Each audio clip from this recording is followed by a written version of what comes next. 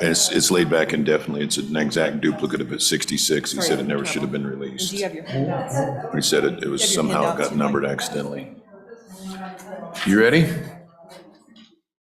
Yes. I'll call the meeting to order. This is the Senate Appropriations Committee, Thursday, January 19, 2023. We have one matter that has been noticed, SF 85, that will not be heard. That's going to be laid back indefinitely. We have four matters, all are re-referrals of appropriations. I've got Senator Steinmetz here, so we will go ahead and take her two bills first. So Senator Steinmetz, and let's take the easiest of them, whichever that one be.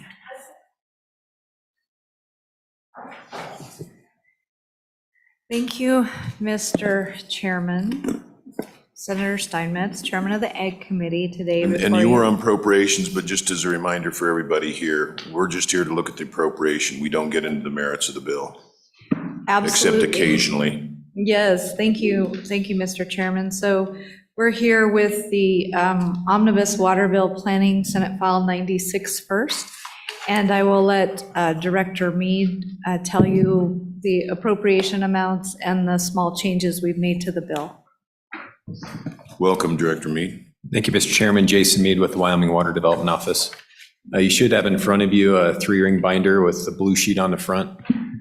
You open that up, inside the front cover, we've got another blue sheet. That's really just a summary of the bill, and that's what I'll work through here in just a quick second. Under tab A is just a short description of our program. Under tab B is the available balances in each count for appropriation, and then starting under tab C and throughout the remainder of the binder is just recommendations on each one of the projects if you're interested in your spare time. So back to the blue sheet in the front page there, I'll just run through these real quickly. The first block of projects, and if you look in those columns, you'll see a tab letter and a bill page number, so you can always refer to those different tabs in this binder if you have questions about a certain project or where it's located in the bill itself.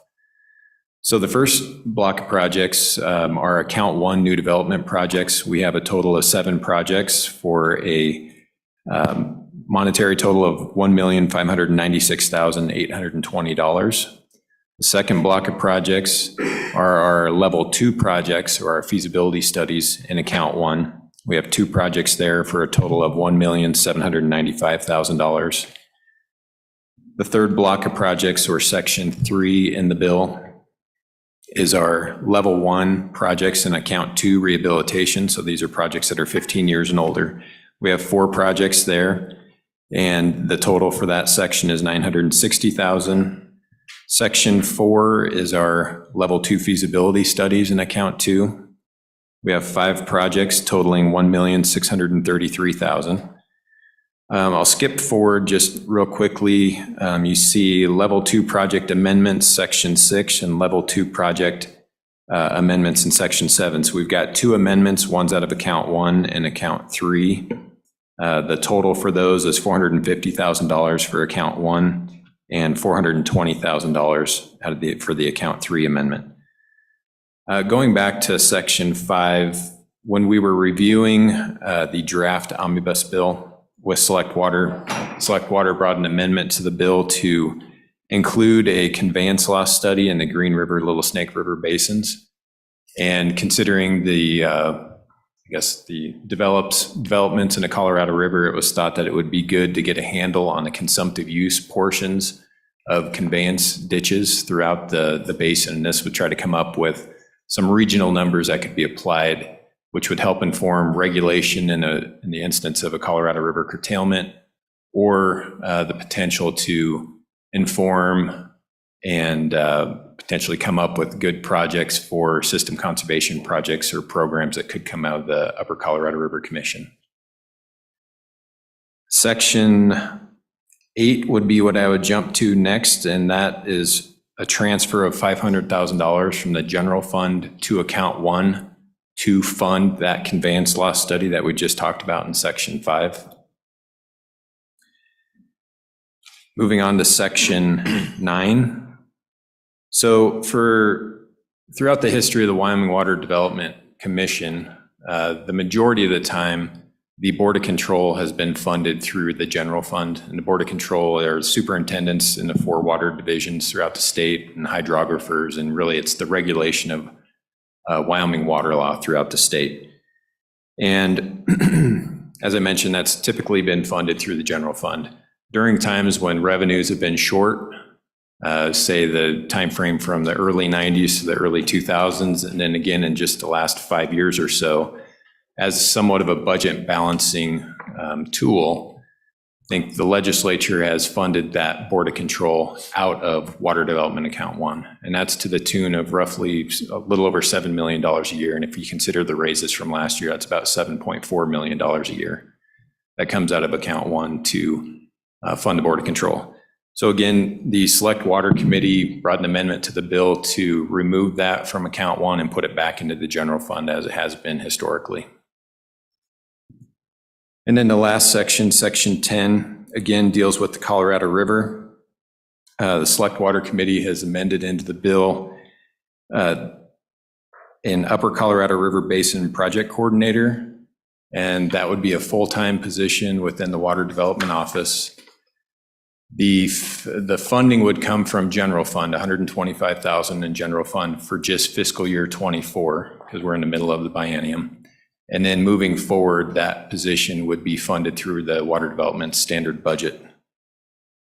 And the reason for that is really to act as a conduit to take advantage of some of the federal programs that are coming out, just generally through the bipartisan infrastructure law, and then some of the more the funding programs that are more specific to the Colorado River Basin themselves, and to be able to utilize that position to apply for, acquire, understand the eligibilities and requirements of those programs, and then work with local government units such as conservation districts, NGOs within the Colorado River Basin, or I should say the Upper Colorado River Basin within Wyoming, which again is the Green River, Little Snake River basins, to get those funds to be available, and then work with those local units of government to get projects on the ground, system conservation type projects on the ground. Also associated with that is $500,000 from the general fund to Water Development Account 1. And that would be for consultant support. We know working on other projects, when we apply for federal funding, sometimes they have pretty stringent requirements to put together feasibility studies to determine eligibilities or reporting requirements.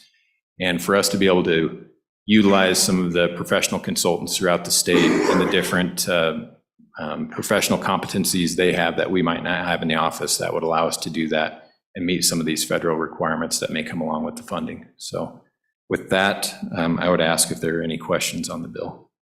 Questions for the director? Senator Guru. Thank you, Mr. Chairman. Director, good afternoon. Just a quick question. How much of this appropriation have we been able to get from federal dollars in those programs you discussed? Do you have an idea? Mr. Chairman, are you specifically referring to the Colorado River Basin? No, I'm just in general, as far as this year for any of these projects. Well, so a number of the projects, I don't know if I have specifics in front of me currently, but a number of our irrigation projects have applied for Water Smart funding through the Bureau of Reclamation, which is typically a 50% grant, 50% match. So we've seen some of that. NRCS funding is another program that our sponsors have went towards to get additional funds.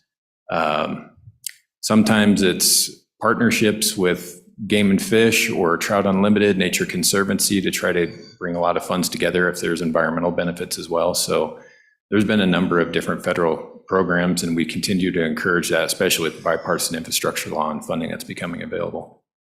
Please. Thank you, Mr. Chairman. It's just helpful to know when we go to the floor with these bills and $7.9 million, and someone's going to say, boy, that's a lot of money. Yeah. And we want to be able to say, boy, that's a lot of good money we've gotten from other sources, and how much. Mr. Chairman, because it's a good story, and I want to be able to tell it correctly. And every year I would add that we have more requests than we have funding, and this year in particular is especially true. And we've been, I guess, beating on that drum to let sponsors know, hey, we need your assistance in applying for these federal funds to make our state dollars go further. So. Exactly. Thank you, Mr. Chairman. Anyone else? Senator Anderson? Mr. Chairman, I noticed that the contractual services for 2024 bounces up there quite a bit and then bounces back down. I think you're saying that you're contracting that out to get some things cleaned up from previous years, is that correct? Mr. Chairman, could you point me in the right spot where you're looking? I'm on the fiscal note. On the first page of the fiscal note, it goes from 747 to 4,784,000 and then back to 2,447,000. And it's all in contractual services. Do you have the fiscal note? I don't. Oh, Oh, that's too bad. See, if you had a doctorate in ditchology, you would know that.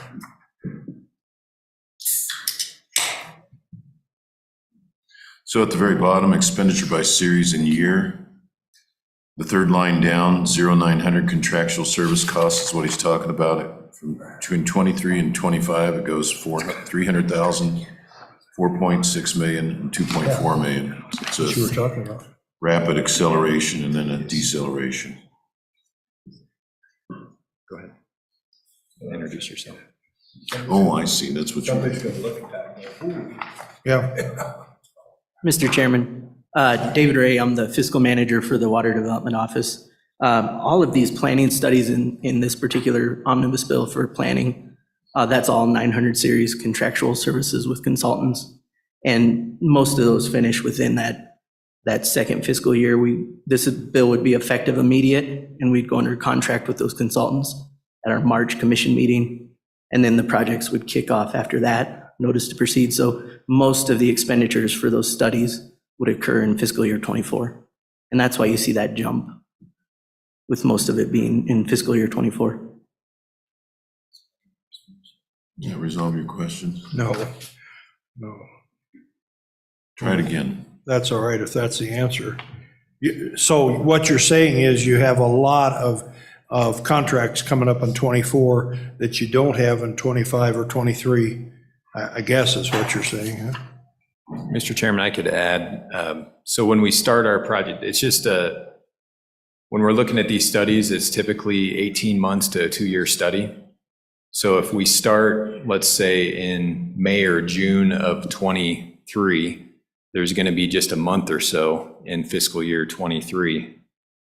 So when that money for that particular study is doled out over that 18 months or 2 years, there's very little in 23. Most of the work's going to get done in that middle time frame of 24, and then you're finishing up the study in 25. So hence the disproportionate spending of funds on a particular study throughout the length of that study if you're understanding that. Okay. Senator Steinmetz, you grabbed your mic. You okay, okay. Anything else? Senators? No, that's good. Okay. Anything else, panel? No? All right, thank you. Any more agency comment? All right, I'll go to the public. Any public comment? Anybody on Zoom? Linda? Lost Linda. Anybody out there? I'll close public comment. It's to the committee. Move the bill. Second? Second. Discussion? Hearing none, please call the roll. Senator Anderson. Aye. Senator Garoon. Aye. Senator Nethercott. Aye. Senator Salzar, in absence, has voted aye, and Chairman Kinsky. Aye. Thank you. The next matter for our consideration is Senate File 82, eligible water and sewer projects funding, which is a very, very simple bill. Welcome, Senator Steinmetz. Thank you, Mr. Chairman and committee. So I bring you Senate File 82. I ask for your favorable consideration on your bill. On page 3, you can just see we've added $39,300,000 to this bill from the ARPA funding. That's lines 4 and 5. 4 and 5, yep. Was And- 500 million and 50 million, and now it's 89.3 million. Yeah, 89.3. And I know the agency is here as well if you want more information about how that money would be used. As with many of our projects, we know that the money didn't quite go as far as the list of projects did. So this would just take us down the list a little farther, depending on the update on the applications. So one of the things that we did as an ag committee was we asked the agency to go back to the counties, and if a special use tax or anything had passed to where these projects could be funded locally or even have a match of some sort and put less pressure on this program, that they would collaborate there and make sure that our dollar was going as far as it can. One of the reasons the Select Water Committee took this up is we believe that water and sewer projects benefit a lot of people in everyone uses water and sewer, so we thought it was a good use on our infrastructure for these funds. So with that, Mr. Chairman, I would stand for any questions, or the agency could probably answer more for you if you have them. So we appropriated 50 million the last time. This is an ask for an additional 49. And is that going to come out of the unspent ARPA? Yes, Mr. Chairman, and I think it's 39, not 49. 39, and this was Representative Simpson's baby. Yes, Mr. Chairman, he was our Select Water Committee Chairman who brought this forward, and the committee voted to support it. And wasn't that already amended into some other bill and approved, and this is just actualizing that, or no? No, there's no other bill, this is it. Okay, and the projects have not yet been conceived, you got to get the money first. And Mr. Chairman, the projects have applications in already with our Office of State Lands and Investments. so you're going to try and fund the backlog. Funding the backlog. Okay. Committee, anything for Senator Steinmetz? Senator Anderson? Mr. Chairman, do you have kind of just a general of what those are? 89 million, is there some big ones, or is it a lot of smaller ones? Mr. Chairman, I ask that the agency come up and answer those questions for you. Thank you, welcome. Briefly, Thank you. we don't actually need the list, we just No, need sort of just- an idea. Mr. Chairman, Jennifer Scoggin, Director, Office of State Lands and Investments, Beth Blackwell, our Grants and Loans Manager. We actually have a chart that we'll provide to the committee with your consent. It has an idea of what's been funded in the program through the SLIB and what is remaining. And as Senator Steinmetz said, there was a ranking system in the SLIB's rules for the program, which helped differentiate between, prioritizing the programs, the projects. And there's the most points you could have was 30. I think the top project received 24 points, and the SLIB funded first priority projects of the entity applicants through, I believe it was score 16. I think it was Representative Simpson's idea to fund more, just to continue down the ranking list to see if we could fund additional projects. And I believe Ms. Blackwell provided you with one of the charts there that has kind of a running total. And if you see, some of those are skipped because they were like a priority 3 of maybe 5 applications that the entity put in. If the SLIB were to follow its previous logic, it would just be funding the number 1 priorities or single applications from entities. And you can see down there, I think we get through most of the number 13 ranking. Is that right, Ben? Mr. Chairman, it looks like it's a good time to be in the sewer and water business in Wyoming. So I'm trying to find okay, I see the 13s. You get clear through the 13s? Mr. Chairman, I don't believe we fully get through, but I would mention that with the local government ARPA program, that is, water, wastewater projects are also eligible for that $50 million. But the lowest priority. Right, but they are prioritized lower. Our application period concludes, I think, noon on Monday, the 23rd of January, with the hope of convening a special SLIB meeting at the end of February to consider those.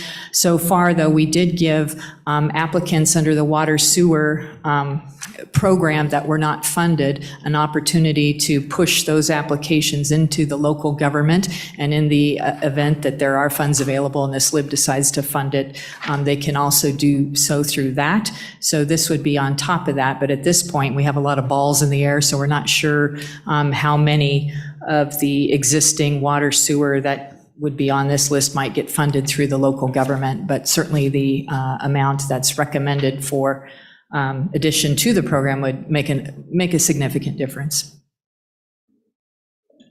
Did we allocate this money in the budget bill? Or is this going to be in addition to what we allocated in the budget bill? Do you know? Can you recall? Mr. Chairman, I was going back to this list here, and I believe, and Director, you can help me out with this. Didn't we allocate $50 million of ARPA dollars in the previous ARPA bill from last year? And so this is an ask of 39 more Correct. for this year to that. Mr. Chairman, Senator Garou, that's correct. There was 50 million appropriated through ARPA funds for the program, and the SLIB did allocate all 50 million, so this would be on top of that. I follow that, but in the bill we just approved, the draft bill we just approved, is this 39 in there, or is this going to be added to that? It's on top. It's on top, okay. And so unspent, this is pretty well consumes the unspent. Does. Okay. I guess, Mr. Chairman, if I can just make a Please. comment. It's a big number, no doubt about it, but when this money came out, we all talked about, and I'll say in total transparency that I am on select water, but we talked about doing big things. And this was one of the areas that the guidance has been clear and fairly consistent. And so, and we know the troubles we've had with consistency and that, and with the other parts of this. And so that's why this number's there. And I think it was the feeling, I know it was the feeling of Chairman Simpson, that this was the big thing. Yeah, I don't think you ever go wrong fixing infrastructure. I was just trying to keep the numbers on that budget bill straight in my head. Anything else for the agency committee? Anything else for the agency? Thank you. Please, Senator Nethercott. Thank you, Mr. Chairman. Just from my own understanding, is this list all of the cities, towns, and counties and ranches that have submitted applications?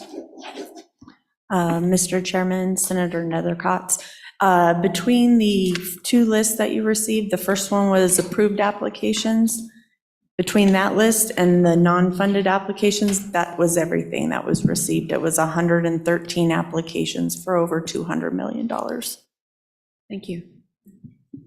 Anything else for the agency?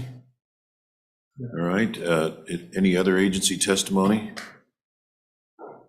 Testimony from the public? Anybody on Zoom? All right, I'll close testimony. It's to the committee. Second? Second. Discussion? Hearing none, call the question. Mr. Chairman, Please. so approving this bill would expend the remaining ARPA dollars, is that correct? That's what we think, yeah. It would spend them all? That's my understanding. Yeah, I don't think we had a placeholder for this in the budget bill, but I'm gonna find ARPA out as soon as bill, we're yeah. done. Yeah. So I 39 think we may million have, spend it we all. need to check. Yeah, I think we might have had a placeholder in there. I think we had a placeholder in there already, but we'll find out. Well, should we find out before we vote? Well, I guess I'd say I'm okay, if it's using up most of the unused, I'm okay putting it to infrastructure, so it depends on how the rest of the. Are there committee any feels. other pending ARPA-funded related bills heading our way? Senator Grew? Can we ask the department about that question? They know. Legislators would know. I think we should lay this back pending those questions. It's not that I don't support the projects. I think it's certainly an appropriate use and readily vote aye, but just want to be a little more cautionary before we appropriate all the ARPA dollars right now in this moment before we know that we actually do that. So with no objection, I would move to lay it back to our next meeting. Is a motion even necessary? We just lay it back. Just ask for it, yeah. Yeah, we just lay it back. Without objection. That fiscal note says 39 million out of ARPA. Yeah. But if you I'm look not at seeing a that, I'm not seeing a placeholder for 39 million, but I know we put a big bunch, so the bill's laid back. Yeah. We'll continue this one at the next Senate Appropriations Committee meeting. Mr. Chairman, with your permission, I'll go talk to our budget staff right now and see if Okay. we can get an answer. Thank you. All right, maybe one of them can come down. Thank you. All right, next item is treatment courts transfer to the judicial branch. We've got Senator Landon here. Welcome, Senator. There it is, okay. Thanks, Senator Landon. We have your amendment now. Welcome. Yeah.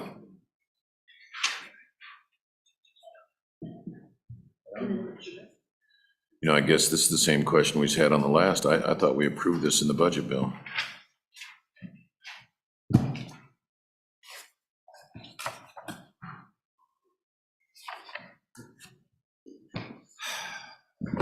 You spend some money on water, I'll tell you what. You do it. Go ahead, Bill. Mr. Chairman, point of order. Mm-hmm. I think Chairman Kinski is correct. Did we approve this in the budget bill? Yes, This is the transfer. yeah, and we approved the 50,000 for the circuit courts No, we time didn't. off, leave. No, we did Oh, I thought not. that went back in. Mr. Chairman, Yeah. we re-referred this bill simply because there is an administrative impact. I think that the Senate Appropriations Committee is very much aware of that.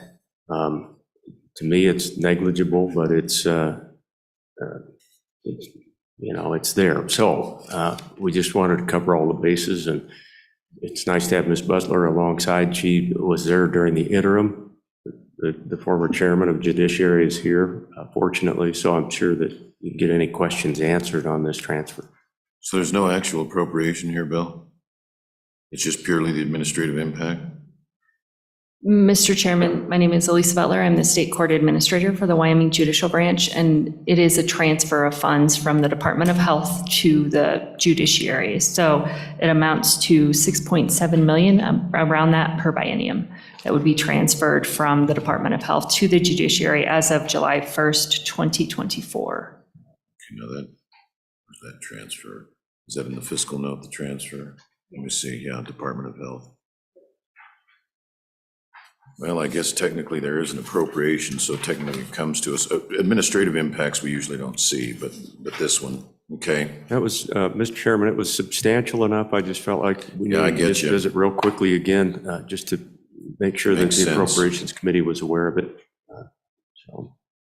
Okay, and then, so just give us an overview of what the bill does so we can understand it in the context of the appropriation briefly. Mr. Chairman, what this bill does is it transfers the treatment court program that currently exists within the Department of Health to the judicial branch. So the administration of that program would be shifted from the Department of Health to the judiciary, and that transfer would take place on July 1st, 2024. Okay,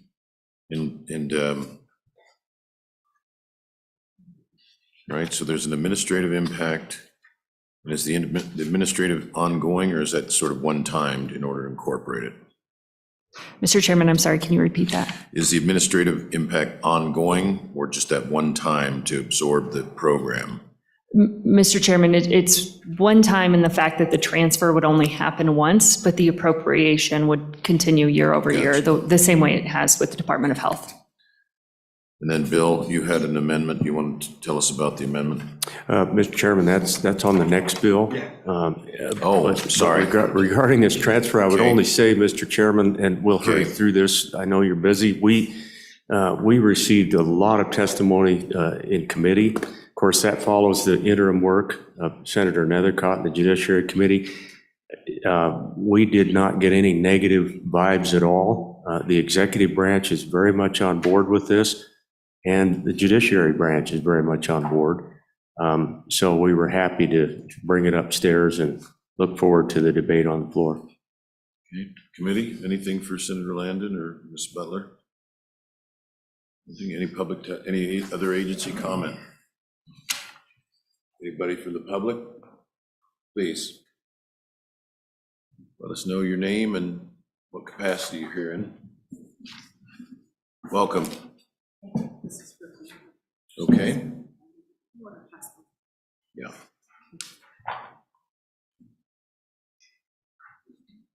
Should be a green light on any microphone you're in front of. Okay, there you go.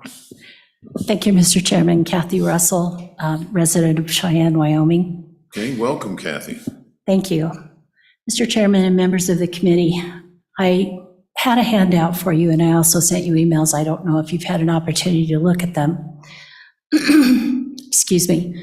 I'm the mother of an adult daughter with mental health challenges with children, who has been under court orders for various issues, including civil and criminal actions associated with loss of her children and assault. And the assault was on me, and violent actions toward her children. Subsequent to the loss of her children, long story short, there was a custody change to a father who had not been present in the life of the child for the previous 6 years. That did not go well, and I now have guardianship of my granddaughter. So I have 16 plus years of experience with the court-ordered systems. So my concerns here are this move of the treatment programs from the Department of Health. And in particular, I want to emphasize just how great an impact the panel has been on helping my family. And that help has gone beyond just me, beyond just my granddaughter. And the reason why those impaneled members who are advisory to the Department of Health have been so influential is that between them all, whether it was the legal system, the judicial system, law enforcement, behavioral health, physicians, there was always someone to pick up a ball that had been dropped through prescriptive actions elsewhere. So just by way of emphasis, there are so many people in this system. There are thousands of children in the same situation as my granddaughter. There are many more thousands under criminal orders for various issues. I had 3 law enforcement officers, 3 behavioral health and mental health counselors, and 1 physician speak to me off record to tell me how bad they felt about the way our children are treated in this state under the laws and policies. And it's not because we don't have good law. It's the application of law and policies. They had had experience in other states and emphasized to me that there were things that we could do to help our kids right now simply by changing the way we apply the law and policy. So this is a monumental effort, and I understand that there are members of the committee here who've been involved in this monumental effort in juvenile justice for multiple years. I've tried to go back to get the history of the task forces and so on, and I can't find it. I don't know if there are links removed, if I'm simply not getting to the right places, but I'm having a hard time understanding why we would make this move, this is a complete shift of how we've done things. In fact, the thing I found most surprising was the panel requirement for advisory in the treatment programs has completely been stricken in this bill. And so I'm thinking, how are those capabilities going to be picked up? If we already have problems, how can we shift that to the courts and not the Supreme Court? Because just for cut and dried actions, right off the bat, when you go to get advice from a legal counsel, they will tell you, regardless of how cut and dried and simple it appears, it will be a 2-year process. Mrs. Russell, if I may, sorry to interrupt you. I have a sibling who went through this with one of her children, who ultimately died of addiction. So I appreciate how difficult the issue is and how the problem is. This committee actually isn't passing judgment on the merit of the bill. All we look at is the appropriation of the money. Oh, I am so sorry. So, I am I'm so sorry too. sorry. I mean, I I apologize. understand, absolutely understand your passion, but we can't kill or approve this bill. We just look at the money. I am so sorry. I It's absolutely- misunderstood. Yeah, it's Thank very you. easy I saw not the to. bill being heard, and Yeah. It's very The easy opportunity. to I am so misunderstand the sorry. legislative process. I misunderstand it most of the time myself. But what I do want to do, I'm concerned that you can't find the studies and the information you want to find. And so I'm trying to think of who might help you do that. Who could we direct her to that could help her? perhaps I could, Mr. Chairman, perhaps I could contact LSO.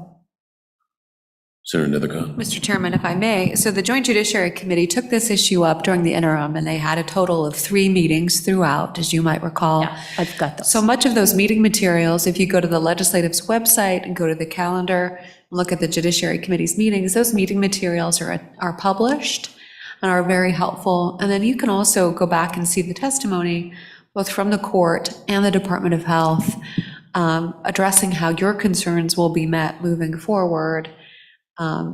Recognizing that the goal of the courts is to continue with the good work that is resource-driven associated with treatment courts. Thank you. Mr. Chairman, Please. I appreciate your patience and your understanding. And I absolutely understand the pain of it. I mean, I watched my sibling go through it with my niece, and it's a nightmare, absolute nightmare. So my heart's with you. And Thank you. You're doing Thank you for God's your work on patience and your earth. indulgence. Thank you. Any further comment from the public? All right, I'll close comments to the committee. Looks to me like the appropriation's all in order. I don't see anything to question there, and unless somebody else in the committee seeing something I'm not. Senator Anderson. Mr. Chairman, I don't understand this. The fiscal note talks about 3,363,000, blah, blah, blah. And then I go to this agency estimate of administrative impact. It's only, a total of 100,000. What are these two documents anyway that they are so different? We have an LSO person here, but I believe the first one is simply, if you look, it's a transfer from the Department of Health. Yep, to the Supreme Court, yep. So that's that page. And then this one is what? It's an estimate of the impact on Ms. Butler's the cost of administration for moving the program over. So that would be an employee, or what is the 100,000? Okay, Ms. Butler's here, she can answer that. okay. Oh, wait, well, okay. This may not be your note, though. Mr. Chairman, I'm not sure if it is. Okay. I don't know what you're looking at. Okay, we've got somebody from LSO here, please. Mr. Chairman, Hank Oversland, LSO, and I, not having the fiscal note in front of me, but recall on the ARPA bill that you, thank you.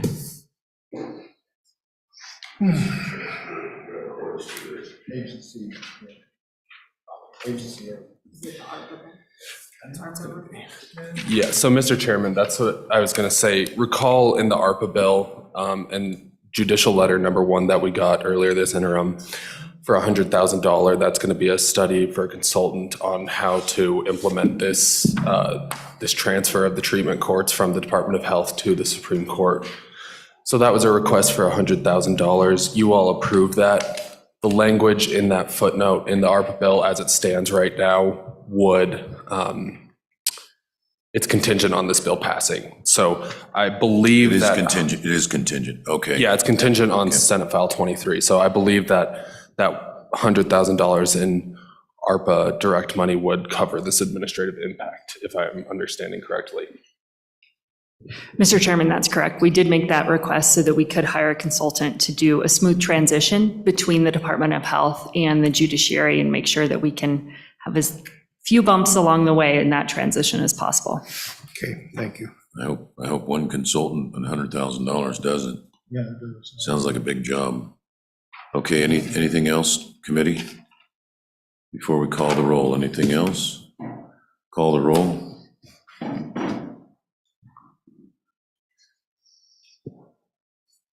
Senator Anderson. Aye. Senator Guru. Aye. Senator Nethercott. And Chairman Kinsky. Aye. Next matter for our consideration is Senate File 54, Judges Housing Allowance. You're going to wait for us on the water question, okay? And is Senator Steinmetz coming back with you? Okay. Oh, I thought Sherry did. Okay. Judges Housing Allowance. Well, Bill, this is your day. This is your day. Well, and it's a real thrill. Mr. Chairman, we do bring to you the judge's housing allowance. You're very much aware of this bill. I sat in that day via Zoom and actually caught a little bit of that, so I know that you're way up to speed on this. It's the interim work of the Judiciary Committee again, and references the neck of the woods of the great Senator Gru. We're talking about that part of the world an awful lot, but that's because we've got lots of impact over there, as you know. So what we did in the committee, in the Judiciary Committee yesterday, Mr. Chairman, modified at the bottom of page 1, that's where the amendment comes in, and the Judiciary Committee reduced the amount of that appropriation to just 12 months. Not ongoing, but only the 12 months.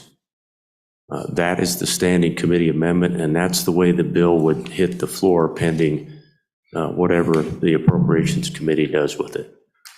Hope that makes sense. It does make sense. Oh, it makes sense. So we don't see any impact reflected here because the amendment doesn't hit the. So Ms. Butler, how much do you anticipate the subsidy will be per month and per year? Mr. Chairman, I can tell you right now, the way the bill reads with the amendment, there wouldn't be any payment currently. So the way the bill reads right now is the judge would receive the housing allowance, same amount that other state employees get for 12 months, but the language says if they move to a location with a high housing cost. As of today, we have 2 judges in Teton County. So using the A&I method, which they do a calculation every year for state employees and make a determination on where the high housing cost locations are. Currently, that's only in Teton County.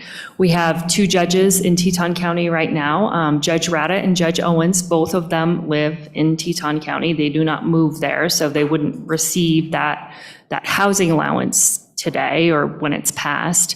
If we had a new judge move to Teton County, the way the bill reads, then that's when that housing allowance would kick in for 12 months. And that would amount to $23,880 per judge. 23.8. And I don't see the restriction to, it's only if they move there in this bill. Is that in your regs? Mr. Chairman, I believe that was the amendment that happened yesterday. There were 2 language changes. One was that it would limit it to 12 months. And Oh, I then see the moves too. Yep, it moves okay. to. Mr. Chairman, Please, just Bill. good discussion on the standing committee amendment. I do not, in fact, I know it was not unanimous. I probably would have stayed with the bill as it appeared in the committee, simply because it came out of the interim, and also because several of our other categories of state employees up there are receiving some help on the housing front. The fact that the judges don't, it really doesn't matter what the demographic is, what the strata is. If you're going to attract good judges and attract a lot of applicants to perhaps replace one of those judges up there, I think it's worthy of consideration to pay that housing allowance. But that's not the way the committee felt, and that's why the standing committee amendment is before you. I could toss a coin on that one. Senator Nethercott? Thanks, Mr. Chairman. Just for purposes of my emotions, I just would like to draw everyone's attention, including the public, that this is to mirror the executive branch policy. So all other employees who work for the state get this. And when this originally came, I think, to the judicial, well, at least in recent memory, to the judiciary's attention, that this was not an option available to judges, was a concern out of Campbell County, where there was not affordable housing there at the time. And so it's like, so my challenge with this bill has always been, it's a Jackson bill or something along those lines, but really it originated with concerns from Campbell County, and right now the concern is, of course, Teton. Thanks for the indulgence. So what is the executive branch policy? Do they cut it off after 12 months? If I were asked to move to Jackson, I'd want the subsidy for the significantly higher subsidy I'd have to, for the significantly higher mortgage I'd have to take just to stay even.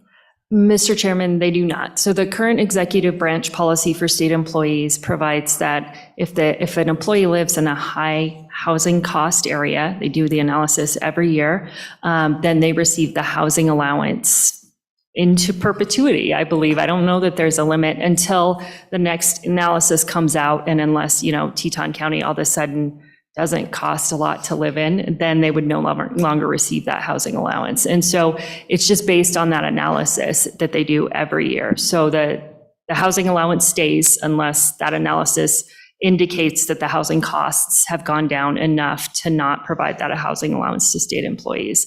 So the judicial branch follows the same policy. Our judicial branch employees who are not judges also receive the housing allowance if they live in Teton County. So we have circuit court clerks who reside in Teton County who get that allowance. We also have the district court judges' chambers, which includes the judicial assistant, the court reporter, and the law clerk. And all of those employees are eligible for the housing allowance if they reside in Teton County. Mr. Chairman, just to add to that, we have teachers up in that neck of the woods that fortunately we have some provisions in place that the district is allowed to take care of that salary structure of the teachers. They're really, since this is in statute, the judges have a salary that has no movement. It's not like we can say, well, if you're a judge in Teton County, we're gonna pay you 25 grand more, other than through a housing allowance. So, that's the policy question to really in front of the Appropriations Committee, and then as we take it upstairs, that's what we'll be talking about. Ms. Butler, if you have $47,760 in your budget and you don't have any judges that need it, I assume it reverts, or do you have the ability to move it around in the agency and spend it elsewhere? Mr. Chairman, that fiscal note was created when the bill provided the housing allowance and didn't have a limitation on time or moving to. I understand. Okay, so, we could find it, but of course, our budgets are limited, so I'm we sorry, not my always question. request. Sorry. We add $47,760 to your budget, but no judges need it. At the end of the fiscal year, does it revert, or can you move it and spend it somewhere else in your budget?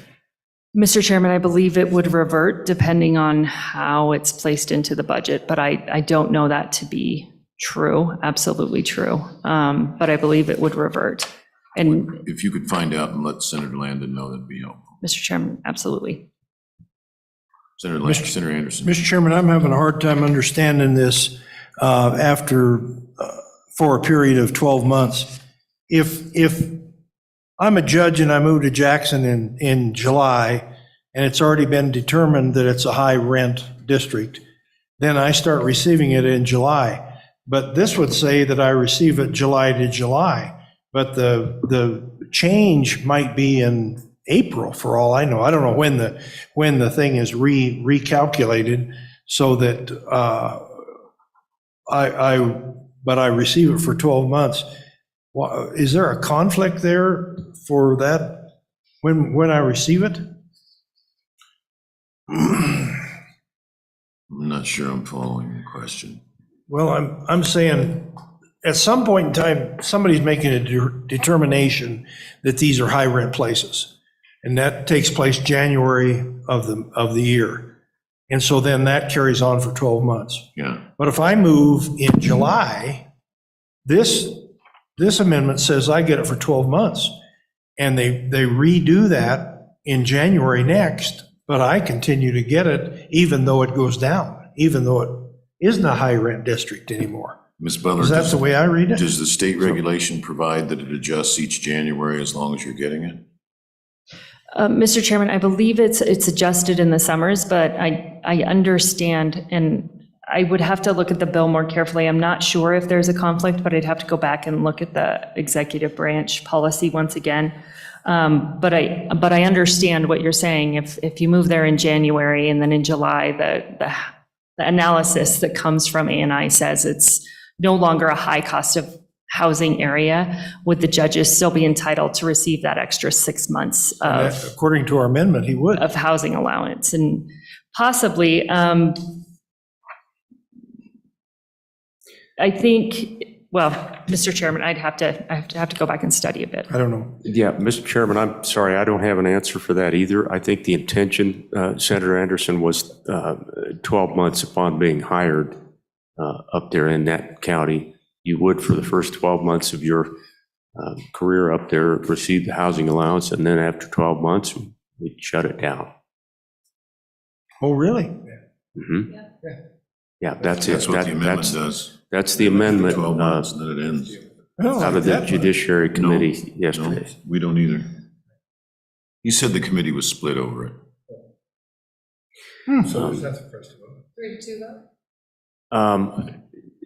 It might have been a 4-1. So that's the amendment. And I guess we have to deal with that on the floor. That we can't Yeah. deal with. Senator Grew, why is there nothing for us to vote on? So I'll just make sure I know what we're voting on. So It's just $1. $47,760. Yep. Anything else from the agency or from you, Bill? Mrs. Senator no, Landon? thank you very much. Okay, Mr. public Chairman, comment? Appreciate it. Anybody on the Zoom? No, sir. Comment closed, committee? Move the bill. Moved in second, discussion? Yeah, just a comment. Please. I appreciate the testimony and appreciate the help. I just say I'm perplexed about the timing, but I am and I'm not, I guess, is what I'd say, is the 12 months and then it cuts off. I'm perplexed about it, but I'm not. The good news, though, and what gives me solace in this is that 5 years ago, I was screaming about taxes. Now there's 15 tax bills. So 5 years from now, this won't be an issue because it'll be happening to enough people. It won't just be. And you'll have a chance to talk about the amendment on the first reading. For 5 years, yeah. Thanks. Are we voting just on the bill, not the amendment? We're not voting on the amendment. No, he's just telling us there's an amendment Yeah, pending. It has, yeah. the amendment has to be approved on the floor or not. Right. Okay, further discussion? Call the roll. Senator Anderson. Aye. Senator Guru. Aye. Senator Nethercott. Aye. Senator Salzar has voted aye in absentee, and Chairman Kinsky. Aye. Okay, we are back to, we've got, thank you, Senator Landon, thank you, Ms. Butler. Okay, we're back to Senate File 82. And we've got somebody from LSO here. And you've been briefed by Senator Steinmetz. Why don't you articulate for us what you believe the question to be? Mr. Chairman, if I might Okay. start us out. I was trying to put him on the spot. Oh, all right. Well, I talked to our chief fiscal officer, and he graciously sent one of our staff down. I'm not sure how much he knows about the question, but I will tell you what I learned as well, and then he can Okay. back me up. The 30 million that is set aside is for applications that have already been submitted, that is in the budget. The water bill differs a little bit in the fact that when we were in committee, that was our anticipated outcome. We wanted to fund those applications farther down the list, but for some reason, that intent was not captured completely, and so that was our intent. It's not limited to that, so I would want to make sure that that is, the two bills interact in the way that we intend them to fund the projects further down the list that the Osley brought to you today. So that's how it works. We're about, we're a little higher number, but I'll let our staff go ahead and go into that and tell you what he knows. Let me make sure I'm clear. So we did have a number for these projects in the budget bill, but it's a lower number than you put in here. Okay, Yes, Mr. Chairman, that's. so they didn't, it's there's just a set of- coordination Yep, question. it's just a coordination, Mr. Chairman. Okay, Mr. Chairman, Hank Oversland, LSO, and in communication with the Office of State Lands and Investments, they were deferring to the legislative branch on if you wanted to take new applications or not. And under this bill, it's a little more simple than the ARPA bill that we talked about earlier this week, just because they only amended the one appropriation and didn't change any footnotes and then made it effective immediately. So under the joint appropriations bill, you, as Senator Steinmetz mentioned, added 30 million to this program and then added the footnote that only applications received as of January 23rd of this year would be considered. So I don't foresee anything in here, and once again, I want to preface, I'm not a lawyer, but I don't see anything in here, and I think the Office of State Lands has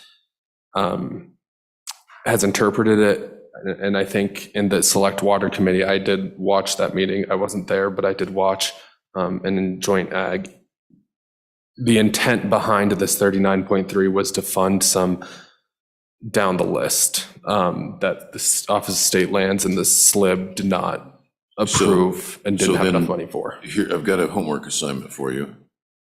I believe our footnote is in error. Because January 23, that deadline is for the local infrastructure, water and sewer low priority funds, and that's not where we added the 30 million. Mr. Chair, you're correct. That is when that deadline is for. They took these, but no new applications have come in for this either. So I think we just put that same footnote on both of those so that because the SLIB, they ran out of money. They don't have any more money for, and I believe the same footnote was put on the Health and Human Services capital construction. And then, so how do we make sure that if this passes and the budget passes with 30 million, that we don't end up with 69 million? Mr. Chairman, that's a great question. So you can amend it on the floor to put in, you could either amend the ARPA bill or this bill to make sure that it's not duplicative, because as we just talked about with being contingent upon Senate File 23, you can make one option that I think you have is to amend the footnote in here and say of the 89.3 million, you could make 30 million only effective if the ARPA bill doesn't pass. I believe that's an option. Or you could also amend the ARPA bill and say that's not effective, which you've done in the budget bill before. You could say that 30 million in the ARPA bill is not effective if this passes. So you have two options there to amend either. And I can talk to our lawyers if you would like, Okay. but. And you, hang on a second, you said something in a stage whisper that I couldn't hear while he was talking. No, that's okay. You got it. Okay, Senator Grew. A question, ARPA bill's on the House side. So isn't our only option right now is to amend this bill? Yeah.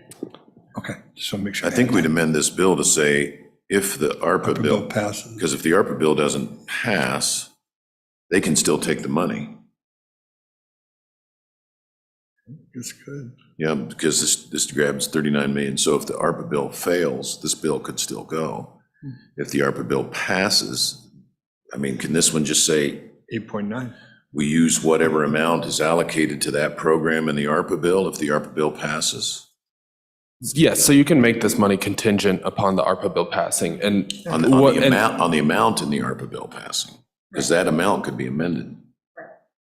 yes, that is true as well. So I believe that we could put language in there, Mr. Chair, saying like funds would be reduced from this bill, because and I don't think the committee's seen it yet, but I believe after your actions on the ARPA bill, there's about 26 million left in the ARPA Direct. So if the ARPA bill passes as is right now with the 30 million, and then you add an extra 9.3 million as it right now, you would have the money to do that. But again, like you said, the ARPA bill is a House bill. And so you don't know how that's going to. Well, and here's the problem. We don't know when the ARPA bill passes, if it passes, if this program is going to be allocated $0, 15 million, 30 million. So the amount in here is going to have to be there's going to have to be dual contingency, Senator Guru. Well, that goes back to my question from before. So what I'm hearing you say is that the 30 million in that ARPA bill wasn't profiled before. So if we take that and this 8 million, we've taken the whole show. We've taken every ARPA dollar there's away, so that the floors have nothing. Correct. This actually, with this one, with this bill, they're dueling because, as I said, after your actions this week, there's only 26 million, and that's not considering any of the money in this bill. Right. So you if would the have 30 to make million a in the bill contingent. goes and the 39 here, we've over appropriated the ARPA. This is a suggestion to consider, is to throw out options, is to just reduce the ARPA appropriation here to like, I know this is not great, but like 8 to 10. And so if the ARPA funding passes, that's great, and it stays the way it's currently written, here's in addition to, but we only have 15 million. Mr. Chair, Senator Endicott, 26 and change. 26 and change. So working in that 26 and change number is all we can do right now with this bill anyway, right? So we could do, can we ask Senator Steinmetz? She seems to have some ideas. Yeah, Senator Steinmetz. Thank you, Mr. Chairman. Well, and I think that's a policy choice for all of us to make. I mean, it'll be a choice for the floor, right, as to how we want to spend those dollars, whether it's this program, another one, trails, all of the things that might occur to the floor. So I'm not sure exactly how we do this, but it's interesting because I personally don't really want to, unless the House bill is exactly like this, I don't really want to say the Senate position is whatever the House does. No offense, but. So you're not a lawyer, but what I would suggest that we get an amendment, and you tell us when you're ready for this to come up on general file, that says the amount to be used, this is just going to be used for the backlog grants, and whatever amount goes in here is the amount in the final ARPA bill. And if the final ARPA bill fails, I'd say you get $39 million because there's going to be a whole lot more than 26 available. How's that sound? I think it works. I think it works because while I agree with Senator Steinmetz, I don't necessarily have our action hinge on what the House does with the ARPA bill. On the same token, if we walk out on the floor and say, guess what? We're appropriating all the money to this, and so if you've got a project in the back of your mind, you're toast. And then you're gonna die a death of 1,000 cuts. And so you're gonna end up in the same place. And that's why I think your way is the best way, going out the door. Can you restate your plan? So I'd suggest that Senate File 82 read that it's to fund only the backlog of applications already received. And the amount to be funded in Senate File 82 is the amount allocated to this program in whatever the final ARPA bill is that passes. That might be 0, might be 15, might be 30. It's currently 30. And if the ARPA bill fails, this is 39. Because if the ARPA bill fails, there's going to be one hell of a lot of money available. We'll know that. ARPA is good. I don't know. I don't make predictions anymore. I gave that up with the city council. Does that work? And so now what do we do here with this bill? I guess. We can Please. amend it, right, with what you said? Yeah, that's all I thought. We just amend it with your language. So I think with more time, because it's 1:54, I think if we can just lay this back to our next meeting, maybe even tomorrow, right? That we can just have that language prepared and thoughtfully consider it, make sure we've got it right, pass it out tomorrow, Monday. So when you have the language, distribute it to everybody here so we can all look at it and so that we don't have a holdup. Thank you, Mr. Are we meeting tomorrow? So for clarity, for our staff, looks like Chairman Kinski has directed Senator Steinmetz to prepare that amendment. Okay. We don't have a meeting scheduled for tomorrow, so that would be Up to you, Chairman Kinski, when you'd like to do that. Let me see what other re-referrals we get. It'd be nice to polish this one off and just meet in the morning. Do you want to just go ahead and notice this for first thing in the morning? I'd be happy to. I was asking Senator Nethercott, I want to make sure it works for these guys. You know, I don't know, is there any harm in Monday? No, Mr. Chairman, I think we can have it prepared for you. Well, we're not in session on Monday. All right. It would be Tuesday, and that would be fine if that's. We've got time, and the other We thing have is, some that gives time. the lawyers a chance to really get their heads around Yeah. this. Yeah, so let's just Thank you. slow it down and we'll do Tuesday. Mr. Chairman, I believe we're way ahead on bills as it is, so we should be Which is fine. really good to hear, because I'm hoping I can get home Friday. What bill is that we put off? Isn't It's, 82? No, I don't think so. yeah, eligible water and sewer projects funding. No, I think we're gonna get good. Oh, no, we just laid back. Be laid back till Tuesday, and let's do 8 o'clock Tuesday. Does that work? Okay, unless you're late getting back from holiday. And 82 is the one that we were saying with the ARPA funds and all that stuff. Yeah, Fund is stated, except if the ARPA funds don't pass, then we take 39. Meeting is adjourned. Okay. meeting's adjourned.